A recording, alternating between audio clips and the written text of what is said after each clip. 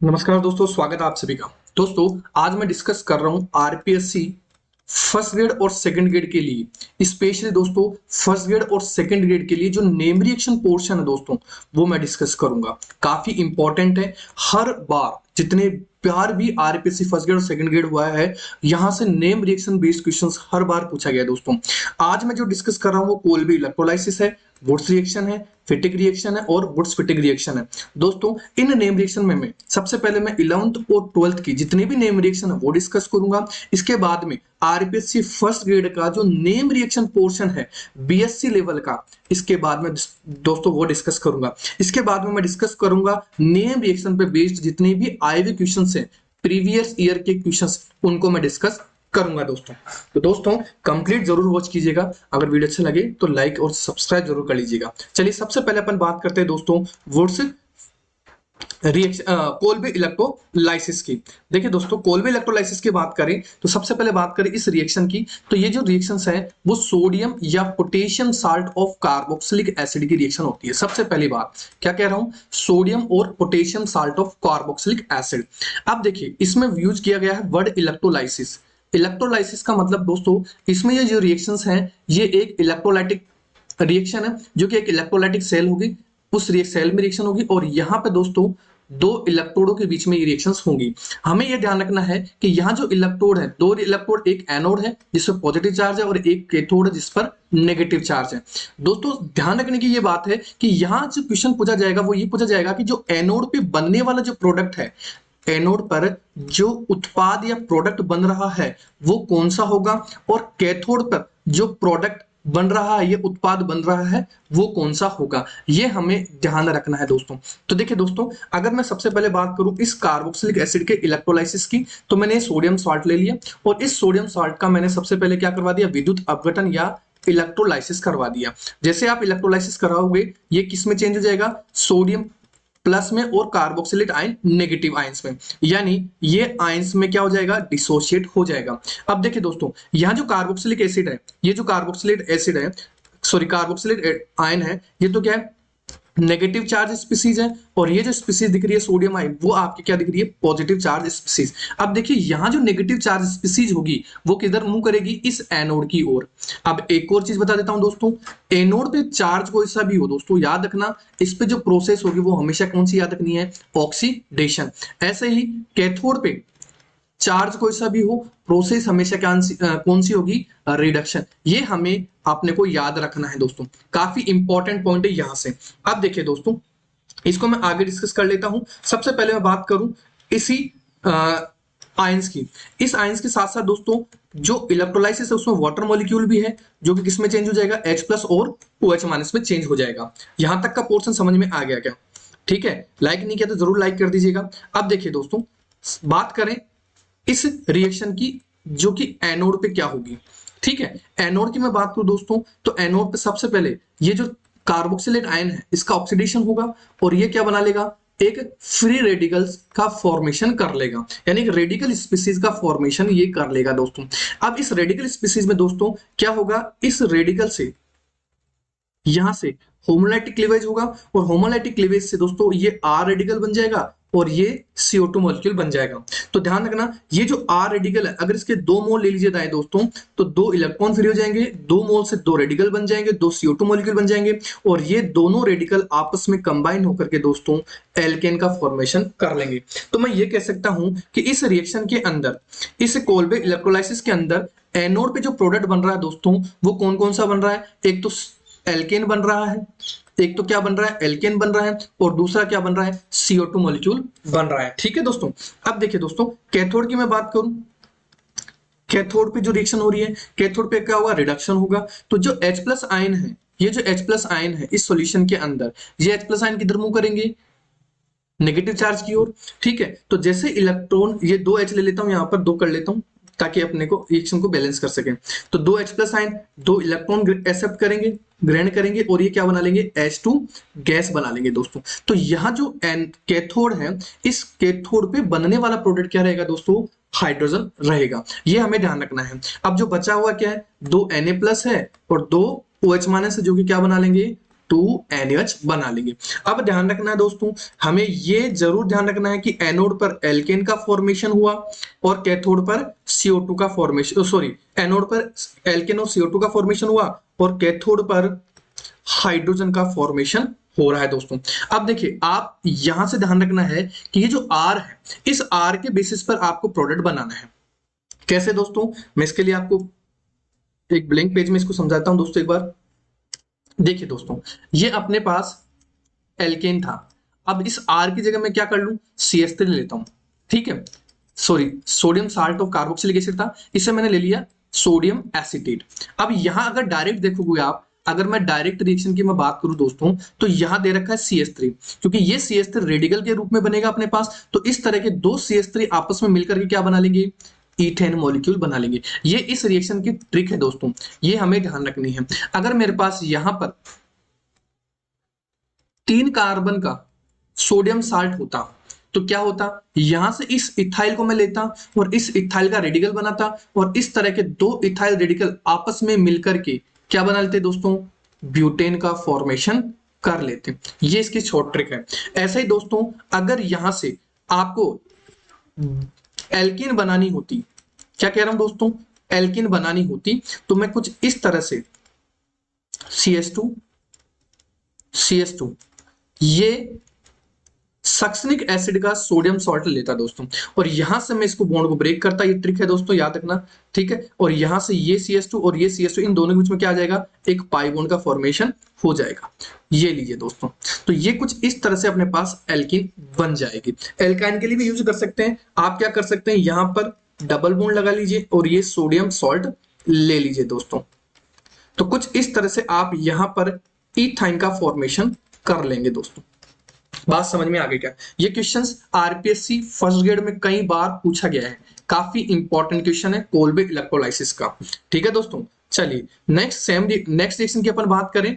Name reaction है Wurtz reaction, काफी important है। वुड्स रिएक्शन की बात करूं दोस्तों, तो ये एल्किल हैलाइड की रिएक्शन है, जिसमें सोडियम के साथ में ड्राई ईथर की प्रेजेंस में ये रिएक्शन करवाई जाती है। यहां क्या होगा दोस्तों, ये जो सोडियम है, इसके 2 मोल एल्किल हैलाइड के 2 मोल से रिएक्ट करेगा और क्या करेगा, एल्केन का फॉर्मेशन कर देगा और NX को बाहर निकाल देगा। ध्यान रखने की बात यह है दोस्तों, ये जो एल्केन बनेगी वो क्या बनेगी, even carbon containing alkyne, sorry alkane, यानी जिसमें सम कार्बन संख्या होगी, सम कार्बनों की संख्या। जैसे अगर मैं यहां पर ले लेता CH3Cl, ये डायरेक्ट याद रखना दोस्तों, इसमें ध्यान रखना, ये काफी इंपॉर्टेंट है। ये डायरेक्टली ही हमें याद रखनी है कि कौन सा कंपाउंड कौन सी रिएक्शन दे रहा है। ठीक है, तो यहाँ CH3 है तो इसका क्या हो जाएगा, ये ईथेन का फॉर्मेशन कर लेगा। अगर यहां पे मैं क्लोरोईथेन ले लेता तो ये ब्यूटेन का फॉर्मेशन कर लेता दोस्तों। और अगर मैं यहाँ आइसोप्रोपाइल ग्रुप ले लेता तो ये 2,3 डाइमिथाइल ब्यूटेन का फॉर्मेशन कर लेता। ध्यान रखना दोस्तों, वुड्स रिएक्शन के अंदर याद रखने की क्या बात है, इसमें वुड्स रिएक्शन में आपको यूज करना है एल्किल हैलाइड। अब यहां से अगर आपसे इस एल्किल हैलाइड की बात की जाए दोस्तों, तो यहाँ जो X है वो आपको स्पेशली Cr और Br, Cl और Br और I मिलेगा दोस्तों, F यहाँ आपको नहीं मिलेगा। तो वुड्स रिएक्शन में ध्यान रखना, एल्केन का फॉर्मेशन किया जाता है। अब आपके दिमाग में आ रहा होगा कि कोरे हाउस रिएक्शन, कोरे हाउस रिएक्शन, इस रिएक्शन में क्या होगा, तो दोस्तों ये जो रिएक्शन होती है ये गिलमान रिएजेंट की प्रेजेंस में होती है। R2CuLi ये होता है दोस्तों गिलमान रिएजेंट। इस गिलमान रिएजेंट में ये जो एल्काइल ग्रुप है, ये जो एल्काइल ग्रुप है, इस एल्काइल ग्रुप की हेल्प से आप इवन और सम संख्या में और ओड संख्या में, ओड यानी विषम संख्या वाले कार्बन वाले एल्केन का निर्माण कर सकते हैं। जैसे दोस्तों मैं एक ब्लैंक पेज में समझाता हूं इस चीज को। जैसे मैं आपको बताऊं दोस्तों, मैंने एग्जांपल ले लिया CH3Cl और यहां मैंने C2H5 फुल ट्वाइस CuLi ले लिया। ये अपने पास क्या है, गिलमान रिएजेंट, गिलमान रिएजेंट है दोस्तों। तो देखिए इसमें से, इस गिलमान रिएजेंट में दोस्तों ये इथाइल ग्रुप और इस क्लोरोमीथेन का CH3 ग्रुप, तो ये कुछ इस तरह से हमें 3 कार्बन का एल्केन मिल जाएगा। तो इवन और ओड में बनाने के लिए आप इजीली गिलमान रिएजेंट का यूज कर सकते हैं, और केवल इवन कार्बन कंटेनिंग आप बनाना चाहते हैं एल्केन, तो आप वुड्स रिएक्शन का यूज कर सकते हैं। और एग्जांपल बताऊं दोस्तों, अगर मैं क्लोरोइथेन ले लेता हूं, देखिए मैं इसको अलग करके समझा रहा हूं। अगर मैं सोडियम और ड्राई ईथर लेता दोस्तों, तो यहां अपने पास बन जाता ये एन ब्यूटेन, यही बनता एन ब्यूटेन।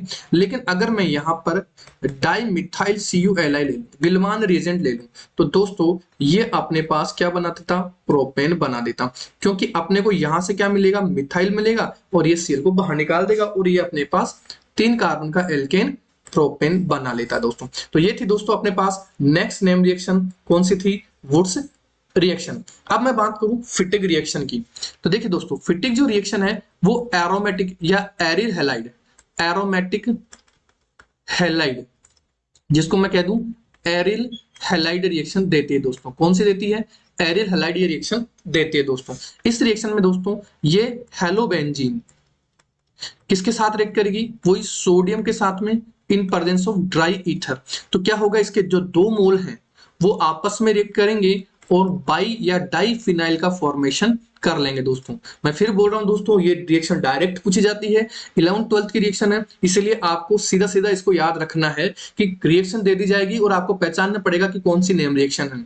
आपको इसकी मैकेनिज्म में नहीं जाना है, इसकी डिटेल और भी जो लेंथी इसका जो पोर्शन है उसमें नहीं जाना है, आपको आरपीएससी के जो पेपर आ रहे हैं उसी के अकॉर्डिंग आपको तैयारी करनी है। तो ये अपने पास बन जाएगा बाई फिनाइल या डाई फिनाइल। ठीक है दोस्तों, अब देखिए इसके एग्जाम्पल की मैं बात करूं, तो अगर मैं क्लोरोबेंजीन ले लेता हूं और सोडियम और ड्राई ईथर डाल देता हूं, तो देखिए दोस्तों ये अपने पास क्या बन जाएगा, बाईफिनाइल बन जाएगा। अगर आपके पास में यहाँ ब्रोमोबेंजीन होता तो भी यही बनता, अगर यहाँ आपके पास में आयोडोबेंजीन होता तो भी दोस्तों यही बनता। बात समझ में आ गई क्या। अब देखिए दोस्तों एक रिएक्शन जिसमें यही एल्किल हैलाइड अगर कॉपर की प्रेजेंस में रिएक्ट करवाती, कॉपर पाउडर ले लिया जाता है दोस्तों, तो इस रिएक्शन को अपन बोलते हैं उल्मान रिएक्शन। कौन सी बोलते हैं दोस्तों, उल्मान रिएक्शन। और इसमें भी जो प्रोडक्ट मिलता है वो कौन सा मिलता है अपने पास, बाई या डाइफिनाइल ही अपने को मिलता है। ये भी इसके साथ साथ याद रखनी है, कौन सी रिएक्शन है, उल्मान रिएक्शन। चलिए दोस्तों नेक्स्ट रिएक्शन की बात करें, वुड्स फिटिक रिएक्शन।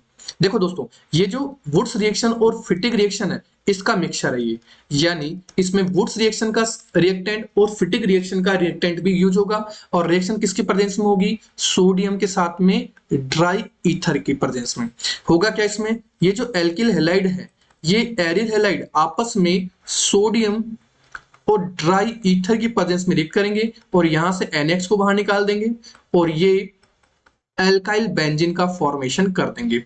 क्या बना देंगे दोस्तों, एल्काइल बेंजीन का फॉर्मेशन कर देंगे। जैसे अगर मैं एग्जांपल की बात करूं दोस्तों, तो सबसे पहले मैंने लिया CH3Cl और मैंने यहां ले लिया क्लोरोबेंजीन और मैंने इसमें सोडियम और ड्राई ईथर इसमें डाल दिया, तो यहां से दोनों Cl निकल जाएगा और ये जो एल्काइल ग्रुप है यानी मिथाइल है वो इस बेंजीन पे जुड़ जाएगा और अपने को क्या मिल जाएगा, टोलुइन। देखिए दोस्तों टोलुइन के ऑक्सीडेशन की कुछ रिएक्शन है जो मैं इसके हल्के से यहां समझा देता हूं ताकि आपको आगे हेल्प मिल जाए। अगर दोस्तों यहां पर इसको बेसिक मीडियम में अगर केमोनोफोर के साथ में इसको रिएक्ट करवाया जाए तो दोस्तों ये जो CH3 ग्रुप है वो ऑक्सीडाइज होकर के COOH में कन्वर्ट हो जाता है। याद रखना क्या कह रहा हूं, यहां पर जो एल्काइल ग्रुप है ये बेसिक केमोनोफोर की प्रेजेंस में ऑक्सीडाइज होकर के क्या बना लेता है, COOH बना लेता है, यानी ये बन जाता है अपने पास बेंजोइक एसिड। ऐसे दोस्तों अगर मैं इसी टोलुइन की रिएक्शन, याद रखना दोस्तों इसी टोलुइन की रिएक्शन को अगर मैं CH3 C double bond O यानी एसिडिक एनहाइड्राइड के साथ में CrO3 की प्रेजेंस में करवा दूं और फिर इसका हाइड्रोलाइसिस करवा दूं दोस्तों, तो ये CH3 ग्रुप CHO ग्रुप में कन्वर्ट हो जाता है। ये बन जाएगा अपने पास बेंजल डिहाइड। क्या बन जाएगा, बेंजाइल डिहाइड। और दोस्तों एक रिएक्शन है जिसको आप काफी तरह से अच्छी तरह से समझ याद होगी आपको या जानते होंगे, ई टार्ड रिएक्शन। ये भी कई बार पूछी जा चुकी है दोस्तों, वेरी वेरी इंपॉर्टेंट। जब मैं टॉलुइन पढ़ाऊंगा आपको तब इसके अंदर और डिस्कस कर लूंगा इसको, अगर टाइम जैसे जैसे मेरे को मिलता जाएगा दोस्तों। तो ये भी बेंज एल्डिहाइड का फॉर्मेशन करता है। तो ये दोस्तों काफी इंपॉर्टेंट रिएक्शन थी, कौन सी, ईटार्ड रिएक्शन, जो आपके आने वाले एग्जाम्स के लिए काफी इंपॉर्टेंट रहेगी। आई होप ये बात आपको अच्छी तरह समझ में आ गई होगी दोस्तों। तो आज अपन ने 4 नेम रिएक्शन डिस्कस कर ली है। एक वुड्स रिएक्शन, सॉरी स्टार्टिंग थी कोल्बे इलेक्ट्रोलाइसिस रिएक्शन, दूसरी थी दोस्तों अपने पास वुड्स रिएक्शन, तीसरी थी अपने पास फिटिक रिएक्शन, और चौथी थी दोस्तों वुड्स फिटिक रिएक्शन। ये जो नेम रिएक्शन है दोस्तों ये काफी इंपॉर्टेंट है, डायरेक्ट यहां से नेम रिएक्शन का क्वेश्चन पूछा जाता है डायरेक्ट, इसलिए काफी इंपॉर्टेंट रहेगी आरपीएससी फर्स्ट ग्रेड और सेकंड ग्रेड के लिए। ठीक है दोस्तों, चलिए नेक्स्ट वीडियो के लिए, तब तक के लिए बाय बाय, जय हिंद।